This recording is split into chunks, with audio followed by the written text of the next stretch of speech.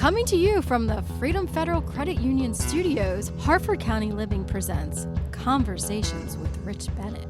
Slow pitch or fast pitch?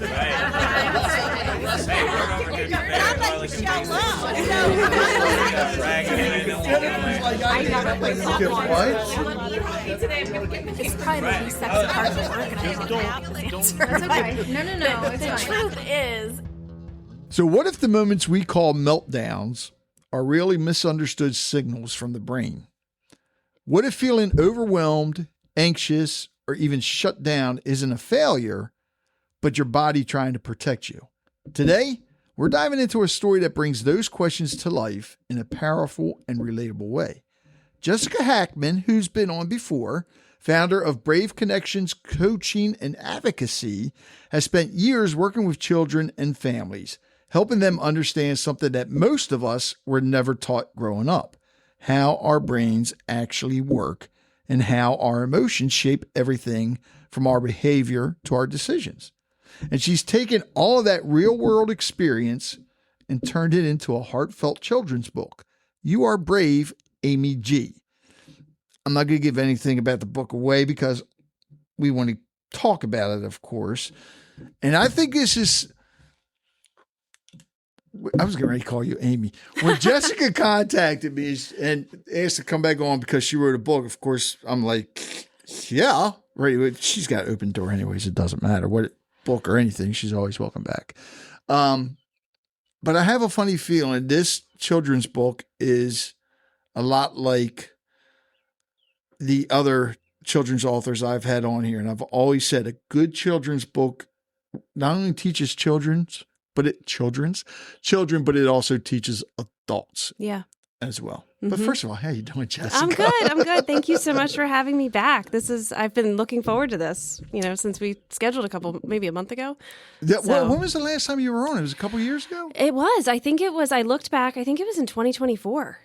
Which is insane. Yeah, wow. I know. It's gone fast. Oh, so yeah, it goes by too fast. Yeah. So before we get into the book, tell everybody your background briefly. Okay, so I think I'm in my 20th year as a school psychologist. 20th year, she looks 25. Yeah, I wish. So I've done that, for quite some time. I've always liked kids. Through COVID, continued to work with children.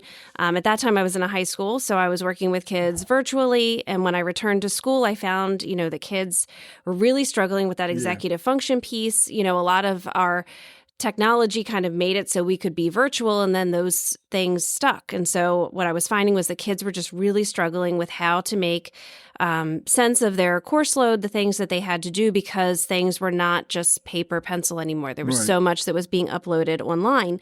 And so through that, I ended up opening Brave Connections. I partnered with a therapist for about 2 years, I think, and was providing executive function coaching. And then, kind of one thing led to another, and I decided to get my own space. So I have been in two separate spaces, but both in Sparks over by Hunt Valley since, I guess, maybe it was 24. So I've been in this space since 25. Yeah, so it was in 24. So I did a year with a therapist office, rented a space, and now I've opened my own space in Sparks, in May of 25. Right. So and you're out of the school now? I still part-time. Part-time. Yeah, I'm still part-time as a school psych. I just love it. Yeah. And it just makes sense for my family. I have to drive my daughter to school down there. So I have a sweet little elementary school that I work at 2 days a week. And I bet you saw a big switch from before COVID and kids to afterwards. Yeah. Yeah. But then, we've talked about this before. I don't know if we talked about it with you, but it seems like mental illness was on a rise, especially the kids that were in school then, and especially that graduating class. Mm-hmm. Yeah. Well, and I think it hit each generation differently. And now, as being in an elementary school, what I'm finding is that there's a lot of our younger students, kindergarten, first grade, where it's almost as if they didn't learn the coping strategies that they just innately are given when they're in a daycare or a preschool setting. So because this kindergarten class was our 2020 babies, they are, they were sort of sheltered, and I've had, I didn't think about that. Yeah, I've had parents say to me, essentially the world was trying to, hurt my baby when I had them. And so I just kind of was this mama bear even more so than a regular mother might be, and I kept them home and protected, and we didn't get out, and we didn't go to grocery stores, and we didn't, visit with families or go to daycare. And so I think that they lost a lot of those coping strategies that they would have just been naturally given, by being in a daycare setting or a group setting. And so there's, I think a lot of our elementary school, earlier in the school year, the kids that would have problems, they have sort of acclimated and they've made strides and they've figured it out. But I do think it's shaped maybe from the stress of the pregnancy into the stress of just that early childhood development that the parents carried. I mean, there were times where it was scary. Yeah, especially, I never even thought about that. But if those kids, the COVID babies, those are ones now in kindergarten, daycare, pre-K. Yeah, they're kindergarten. So yep. And the stress alone on the mother during COVID, which can affect the baby in the womb. 100%. Wow. And then we're not even touching, did they get COVID? Did they have the COVID shot? I mean, all those things that we just don't even know. So there's and I think too, again, we are bringing them into a school that, maybe they wouldn't have been necessarily on a computer, or they wouldn't have had so many digital options, but our world has really changed in that way. And in some ways, very much for the better. But I think that we have to think about how does that shape development, and how does that shape what I find to be a difficulty is that problem solving. How do I manage that conflict resolution? As a child. And so that's sort of where, through my practice, working with kids, through adults, but really with my kids, helping them to understand what is happening in their brain, is really where Amy G was born, because I kept kind of trying to teach them these concepts and helping them to understand there's nothing wrong with your brain. It's just that your brain is created in a way to keep you safe. And so the amygdala specifically is that fight or flight component of your brain, keeps you safe. And fortunately, I should say, we're not facing real dangers, but any stressor is going to be perceived as a life or death situation. And it's going to raise, our blood pressure. It's going to increase our heart rate. It's going to send the adrenaline, the cortisol. All of these things are going to happen, whether it's, a bear in my front yard or it's my friend who gave me a dirty look at lunch. I'm going to feel stressed, and my brain is going to interpret it the same way. And it's up to us to kind of dial that response down. Wow. Well, all right. First, you said something there. I have to ask you this. Have you had a bear in your front yard? No, but I work in Sparks, and so it's a very real concern in the Hereford zone. Yeah.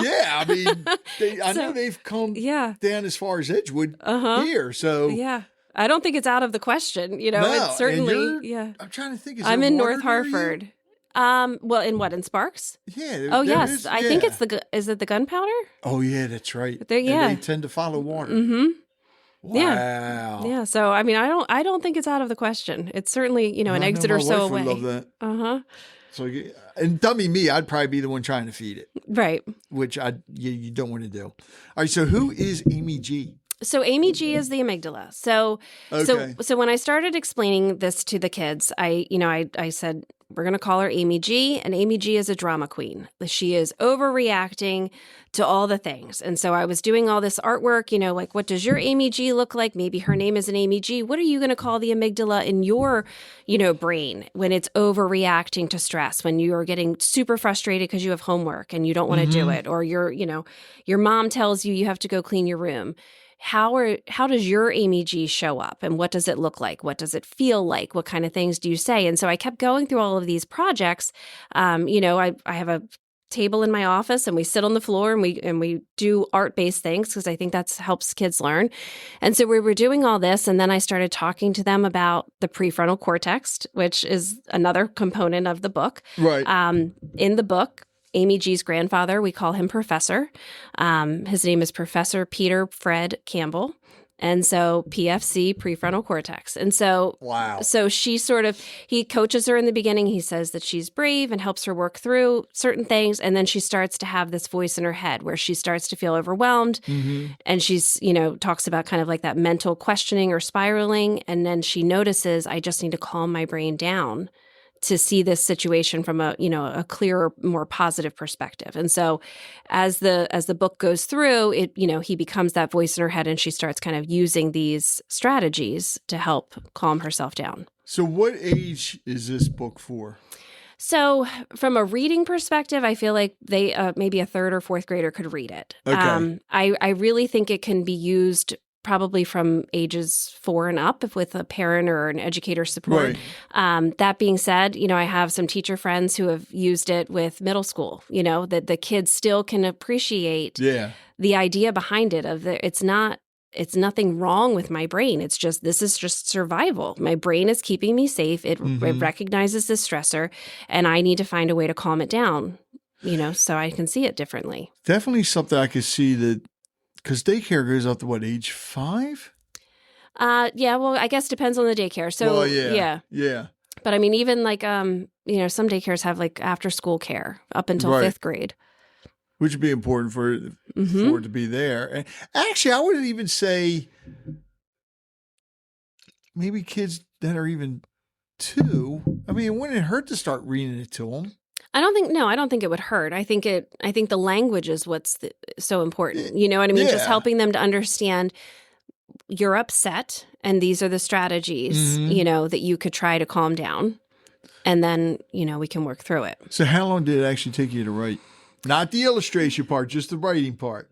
So, I read it. I wrote it very quickly. I would say like during August of 25. And then I got hooked up with a publishing company. Wait a minute, hold up, back up.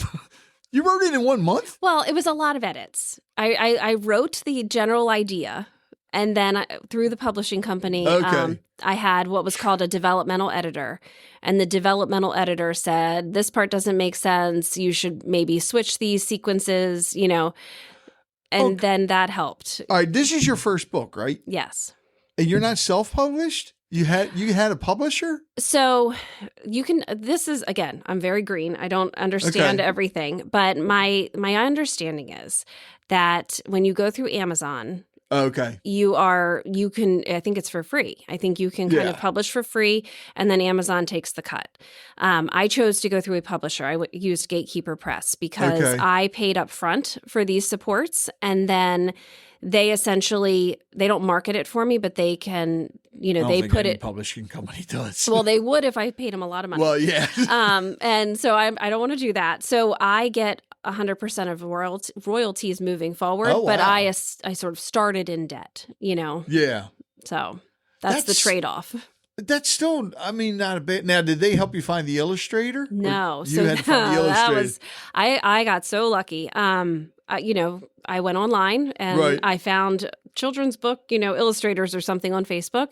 And I said, I'm writing this book and this is what it's about, and anybody interested. And I got over 200 messages. Sadly, I think probably a lot of bots and a lot of like harassment of like, do you still need somebody? Do you still need somebody? I'm still getting messages. So I don't know that I would ever do that again. But I found Scott Baker. He and I have never met. We've actually never even talked on the phone.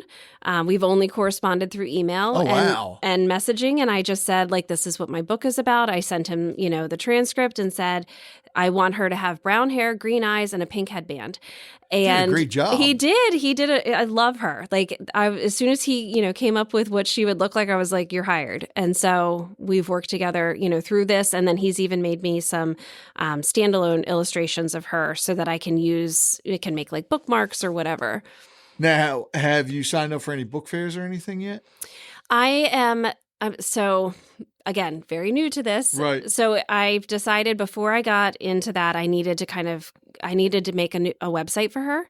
And so I just finished that. Good idea. For the most part yesterday, because I had her on my website, my Brave Connections website. And so she is now at amygbooks.com. And so I can sell, directly. You can buy them directly from me. But I wanted all of that set up before I started. You designed the website yourself? Yeah. That's a good looking website. Oh, well, thank you. Well, you got to look at the new one because hers is better. That's what I was talking about. Oh, you saw it. Okay. Yeah, well, I saw both. Okay. Yeah, no, it was very good. Thank you. Yeah, it's funny the things that you open a business and nobody says, "Hey, P.S." Like you also have to be the bookkeeper and the web designer and. I've always said, and I've been talking to authors on this podcast for over 10 years, and being an entrepreneur is hard. Yes. The marketing part is the toughest part. The good thing is you're doing what a lot of podcasters are doing already, but what a lot of other podcasters are not doing, and that's getting on podcast and talking about, because that's free advertising right there. And I know there's a couple of local successful ones. Have you talked to Tim Markland yet? No. Get a hold of him. Okay. He's got the Markland Advantage, TMA Connections, I think is the podcast. And I can always put you in touch with him. He's video and audio. Okay. And then I'll tell you other podcasts. And if you can't record from home, that's when you holler at John and say, set me up. I'll come down and bring you lunch. Stuff to set, so I can record from home. But yeah, definitely getting to the book fairs, if you get set up there, is good. Get out to the daycares. Yeah. And read, or the schools, or even the libraries. Mm-hmm. And you have a workbook to go along with this. I do. Well, so as I was going through it, I was finding myself wishing there was a way to say, and this would be a good opportunity, moms or dads or, therapists, that you could ask this question, or you could get, really hone in on this feeling or this calming strategy or whatever that's in the book. And so I was like, you know what, I'm just going to make a workbook. So I reached back out to Gatekeeper and I said, I'm currently publishing. Could you cut me a deal? This is what I envision it to be. I want them to be able to write in the book. You kind of live and learn. So I will say this, I maybe would have done it differently. The book obviously stands on its own. The workbook needs the book to go along with it. So each illustration is in the workbook. It does. But it was sort of like a catch-22, because doing it this way, I kind of feel like people have to buy double. But had I gone the other way, then the book would have been so big, it would have been maybe priced out of a children's book market. Okay, I see what you're saying. So I wanted the book to stand on its own, and obviously you can get the workbook if you're interested, but that's sort of the bummer, is that you can't just use the workbook for the strategies. So with Gatekeeper, do you set the pricing, or do they? So they helped me. They came to me and they said, it's almost like if you sell a house, like these are your comparables. So they gave me like a range of where I felt like it should fall. And then the children's book package that I signed up for, which was really great. I don't know that this would have been an option through Amazon, but I have the ebook, which is significantly cheaper, as well as the paperback and hardcover. And I guess with a children's book, audiobook wouldn't make sense. Well, I don't know. That was something I've toyed with, of like, do I record it, myself reading it? Because I could post that on my own website. But I don't know if that makes sense. These are all things that I'm like, I don't know. Well, if you could do the recording yourself, or if you know of somebody that does voiceover work, I mean, if it's free, why not? Right. Try it. Mm-hmm. There's so many different things you could do with this, especially since this is your first book. And like you said, you're still learning. Yes. One of the big things I've been seeing a lot of authors do are video trailers. Okay. And with AI today, it makes it so much easier to do it. I guess you would have to talk to your illustrator about that to see if he's okay with it. So I own all the rights. Oh, you do? Mm-hmm. Okay. Mm-hmm. He's been great. I mean, he's been wonderful to work with. He's obviously very talented. He took like ideas that I gave him and really created most of the illustrations. So I think that, I have all the rights. AI sounds easier, but I swear I can lose a day in trying to figure out. It's like I need to just do my own thing, because it just, I can't make it make sense. So with this, You Are Brave, Amy G. I love the title. What is it that, two-part question. What is it that you're hoping kids get out of this? And what is it that you're hoping parents or guardians get out of this? So the biggest thing that I see, where biggest hiccup, I should say, we all get mad. There's nothing wrong with mad. There's nothing wrong with sad. Feelings are normal. That's what makes us human. it's the aftermath of that feeling. And so that feeling is really quite short. I think research is like a minute or so, that a feeling lasts. It's the story we tell ourselves that kind of keeps that feeling going. That's the rumination, the talk that we say, in our head, or that maybe the problems that we cause because of what we say out loud. And so my goal is, if we could just understand what is happening in our brain, then we can feel more in control and able to calm that down. But when that story starts and we start to kind of spiral into these negative thoughts or ruminations or whatever, and we get ourselves even more amped up, that's when it's hard to dial it back. But if we could just stop and realize, this wasn't that big of a deal. I just feel like it's that big of a deal. Yeah. The problem in reality will be gone in a day. It might even be gone in a half an hour. But my physical response makes it feel bigger than it is. And so by educating kids, and maybe even their parents, their caregivers, teachers, what have you, we can recognize that if I just take a break, if I just walk away, if I just listen to music, I draw, whatever, those things, can really calm myself down. So, and with this in the book, correct me if I'm wrong, but you cover like ADHD. Kind right? of. What are some of the things that you cover? Because I ask this because parents, when you hear this, which is just going to say, oh, wait a minute, this is the book that I definitely need to read, or my child needs to read. So I don't call ADHD or anxiety or anything like that out explicitly. Okay. But it's really that emotional response, Okay. that kind of like big blow up response that happens when something unexpected comes about, or when I'm worried about something or nervous about something. So Amy G's story, it starts that she is, her family is moving from Florida to Maryland for her father's job. And so, she, her first upset, where Professor kind of comes on the scene, her grandfather, she basically says, I won't go. I'm not going. It's not fair. And she runs back into her home. And so her grandfather comes in and he says, you are brave. You can do this. Take deep breaths.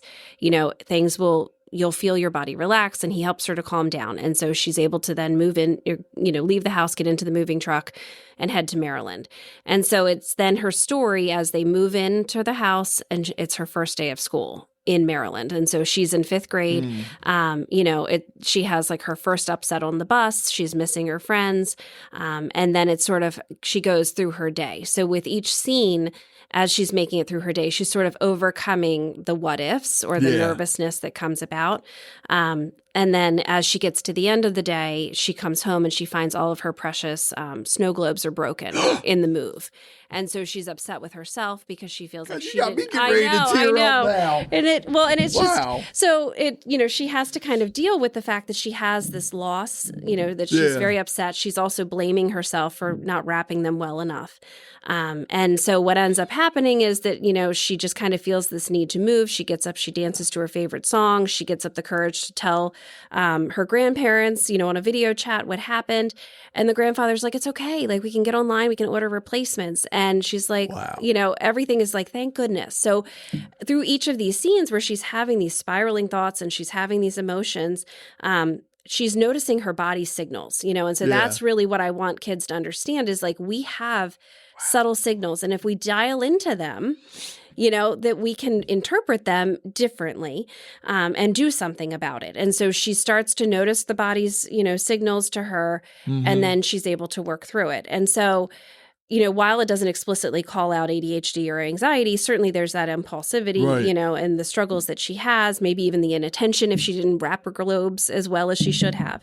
But she's sort of kind of coming through each obstacle with more awareness. I think every kid has gone through that. Not necessarily snow globes, but something breaking and them getting so upset. Yeah. Oh, yeah. Even as adults, we do. I know. We drop our phones. We don't put the new screen cover on in time. Things happen. You're listening to Conversations with Rich Bennett. We'll be right back. If you love books, you need to experience the Book Fair at Bel Air. This incredible community event brings together authors, readers, and book lovers of all ages for a celebration of stories, creativity, and connection. What makes it special is the chance to meet authors in person, hear their stories, and purchase books directly from them. I've attended myself, and I can tell you there's nothing quite like discovering a great book and talking with the person who wrote it. It makes the experience more personal and far more meaningful. Whether you're looking for your next favorite read, something for your kids, or even a unique gift, you'll find it at the Book Fair Bel Air. It's family-friendly, welcoming, and full of the kind of energy that reminds you why books matter. Learn more and see upcoming event details at bookfairatbelair.org. Again, that's bookfairatbelair.org. Why do I see more books about Amy G coming out? So that is, things it's been said to me, like, Okay. oh, this could be a series. And that is what I want, so Amy G kind of goes through this large transition, which, it's like a new school, it's a new home, it's a move. These are things that kids really have to kind of learn to deal with, and they can bring up a lot of emotions, and not necessarily things that can be fixed, that we sort of just have to figure out how to get through. Oh my God, Jessica. Okay. So right now in this book, Amy's in 5th grade, right? Mm-hmm. Middle school is one of the Yes. hardest parts for a kid. Mm-hmm. Oh my God, you got a whole series here. Yeah. Well, and to your point about ADHD or anxiety, those are things as well. Because how many times do kids kind of, and especially at that middle school age, where we start to clue them in, like, actually your brain works different because you have ADHD, or, you do have a learning disability, or there's a reason why this is so hard, or maybe it's a health related thing, something, maybe you have an autoimmune or a diabetes or something that comes about that you have to deal with. Life now is different. Or even somebody in your family that you're very close to does. Yes. Right. Wow. Do you have these in your office for people to buy? The books? Yeah. Yes. Well, so the reason, that really started this was I am a terrible drawer. And I could not continue to try to illustrate Amy G and use her. And so I've used her. I've used the book just from like a coaching perspective, you know what I mean? Of trying to walk through it with kids. So. Yeah, but do you have them in the book? In the book, in your office for people to buy? Yes. Well, let me tell you about my ADHD. Okay. When the books came out, they came out together. The workbook was actually done sooner. But we held it because obviously it makes no sense without the book. Right. So they were published pretty much like same day. And the workbook was like a day or two behind. So I can purchase author copies directly from the publisher. So I added the regular book to my cart. And then when the workbook was able to be purchased, I thought I added the workbook to my cart.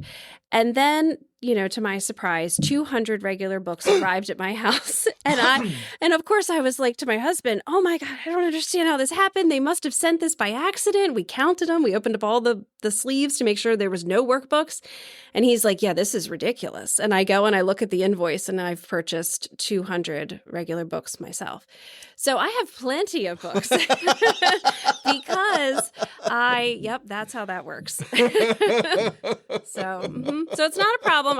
I've sold about half of them, so it's a good thing. But yeah. Wait a minute. So you actually have to buy your own books? They don't provide you with books? No. So I buy, but I get them at a discounted rate. Right. I'm not, if I were to buy them from Amazon, they're $10.99. I guess, yeah. I buy them basically at cost. Yeah, because they got to print them and everything. Yes, right. So I get, okay, that makes sense. Wow. Yeah. Yep.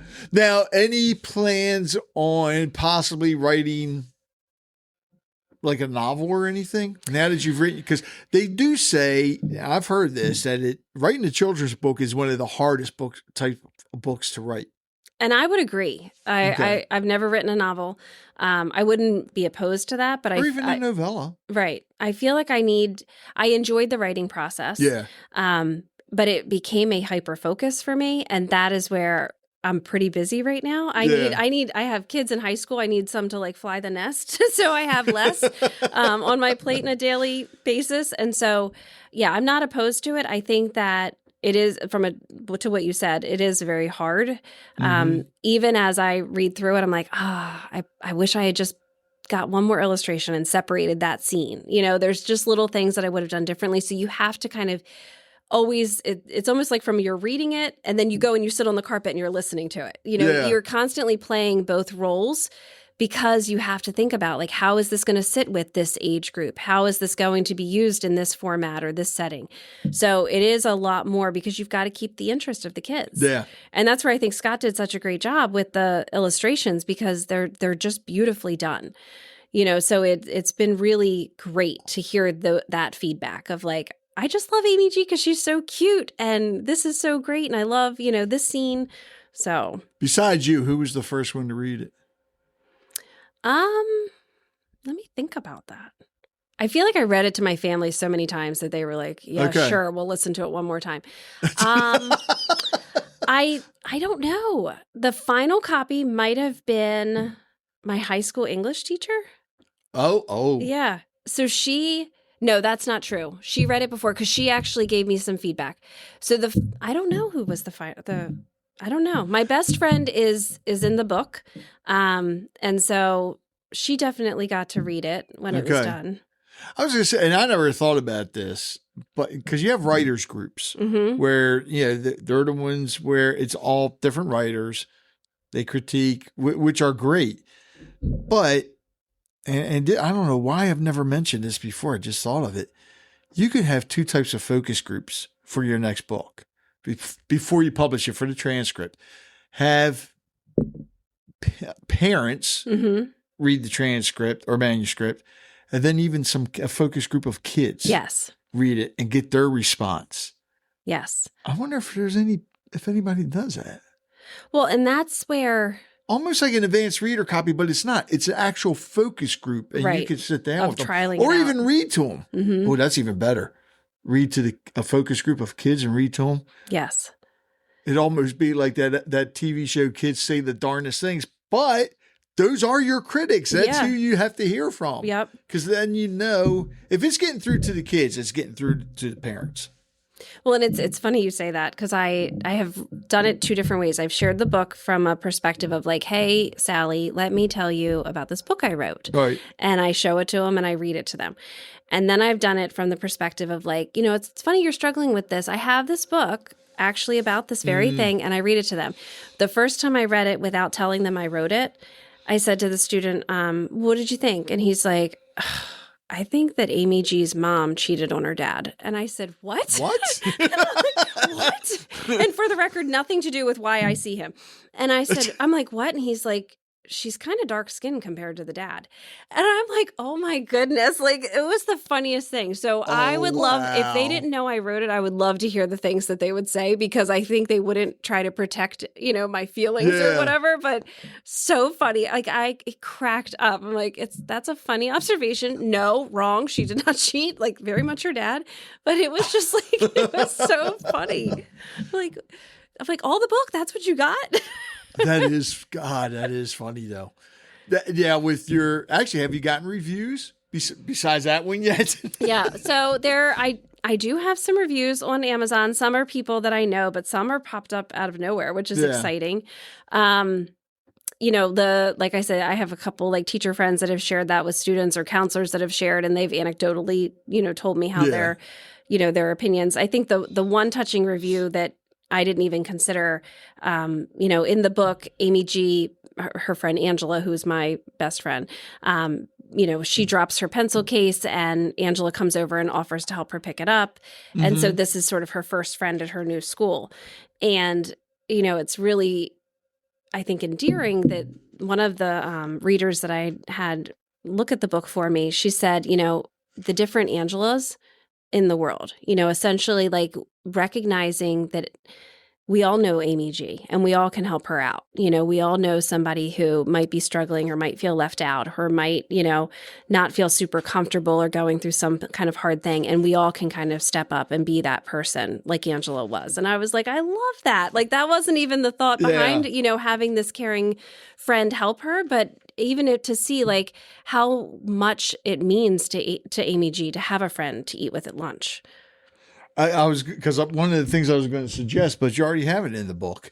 Like if you do an advanced reader copy, that's how you can get reviews to put in the book or whatever, but you already got that. So see, you're doing more than other people haven't yet. Now, hard question for you. What's the next big thing for Jessica Hackmann as an author? So I really just want to see this through. Right. Like my goal would be, as you said, like getting into preschools, having it be in libraries and doing like an author read, going to book fairs. I would love for it to win an award. I really would love to see the success from the perspective of just Amy G making a difference in the kids that, not even the kids that I work with, or the kids that I know, but just the greater community of just figuring out that this is how the understanding of the brain can help impact how I respond to stress, because it's a stressful world. And I think that can be for kids as well as their parents. So if somebody wants you to come read the book to their class, how do they get in touch with you? So if amygbooks.com, there's a contact page within that. And it's just the letter G, not G-E-E. Correct. It is Amy G. Okay. Yep. A-M-Y. Correct. Okay. Because some people is M-A-I, A-M-I? Yes. A-M-I-E. Yeah, Rich, learn how to spell. Well, so because the amygdala, her name is Amy G. Dalla. The amygdala is A-M-Y-G-D-A-L-A. So in the book, her name is Amy. G is her middle name. Dalla is her last name. Oh, smart. Yes. So Amy G. Dalla. So she's Amy G. You like playing with words, don't you? Well, that was like the creative part. PFC and all that. Well, right. But that's where the hyper focus came in, because and when the book first started, my kids play lacrosse, so like Amy G's father was a lacrosse coach, and this is where my high school English teacher was like, I know you love all these things, but you got to dial it down. Like nobody cares about all these things. So there's little things in the book. My daughters are Brooke and Avery. Brooke and Avery are Amy G's best friends from Florida. There's little things in there. Yeah. But I had to kind of pull out all those like fun things that I wanted to add, that were personally meaningful. Well, you add them to the next book then. Yes, there you go. They just keep on, right. That's a whole reason to have a series. Maybe Amy G gets cut from her lacrosse team or something.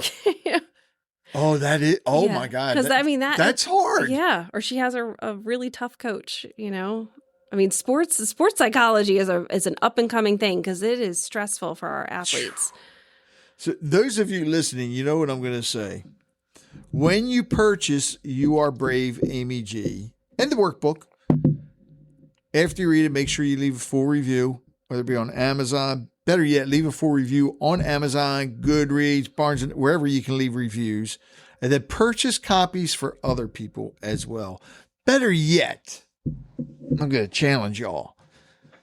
Purchase a bunch of copies and donate them to a daycare. I love that. Makes sense to me. So, all right. Anything you'd like to add before I get to my last question? No, I think that you've said it. That's the ultimate goal, is sort of, this is the gift of like paying it forward. I do offer like bulk order, supports, and obviously I'll come and read for free, so you don't, there's not even any purchases required for that. I'm just excited to get her out into the community. I have a feeling that by this time next year, you're going to be blown away by how many copies you sell, especially when I give you some ideas when we're finished here on how to get more books out there. Okay. And hopefully those ideas work. I would love that. All right. So pick a number between 1 and 5. 4. 4. All right, now pick a number between 61 and 80. 72. 72. Now, usually this aligns with what we've been talking about. This time it doesn't, but that's okay. If you could witness any historical event firsthand, which one would it be? Oh, gosh. I don't like history, right? Man, a historical event. I can only think of sad ones. I don't know, and I don't want to see a sad event. You can only think of sad historical events? Yeah, like big ones. What about, I don't know, were you at your grandparents' wedding? Oh, okay. Yeah, I guess it could be personal. Yeah, I mean, it's family history, Yes. right? School history. Yes. Okay. I know. So Florida's in my book because we love Disney.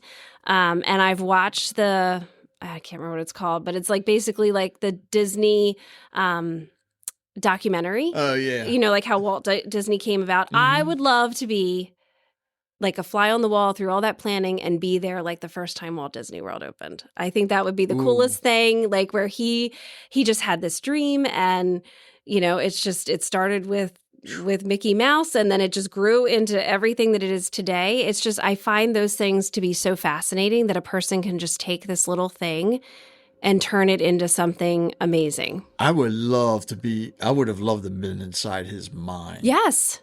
To just. Yeah. There's a lot of Walt Disney's one, John Waters. Mm-hmm. I would just love to sit down with him and just pick at his. It's amazing the things a lot of these people come up with. Nora Roberts. I'm not a romance book reader, but it's like she's putting out books left and right all the time. Yeah, I'm a Colleen Hoover girl, but yes. I know. I grew up on Danielle Steele, and it's just... Oh, my God, I haven't heard that name in a long time. Yes, I have I refuse to throw them away. I have a box, or probably multiple boxes, because my mother-in-law passed, and she had boxes that I have, so when my kids are old enough. All right, let me ask you something on that.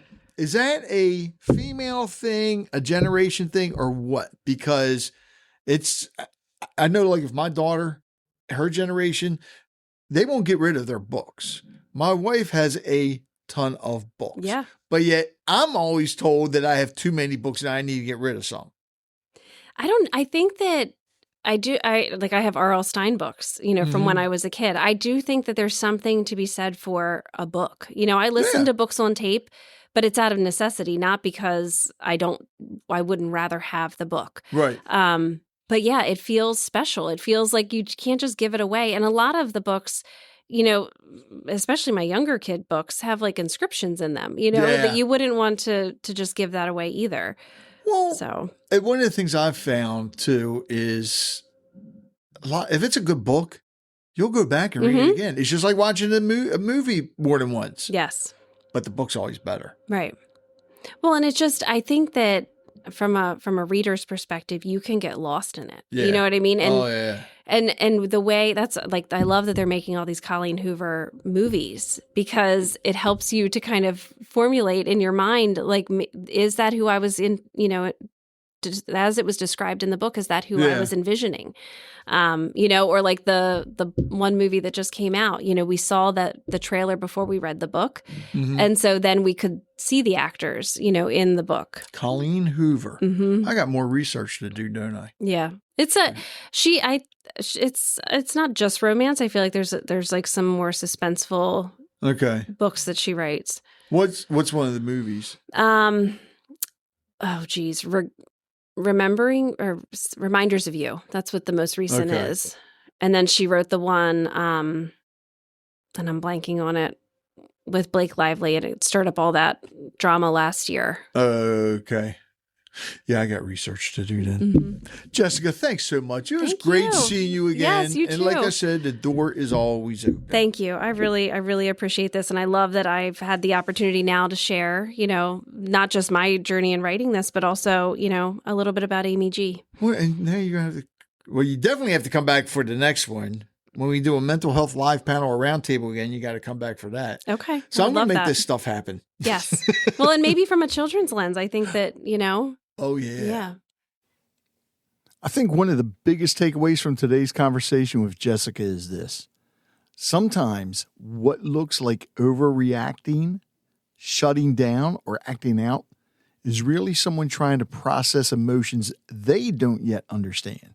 And honestly, that's true for kids and adults.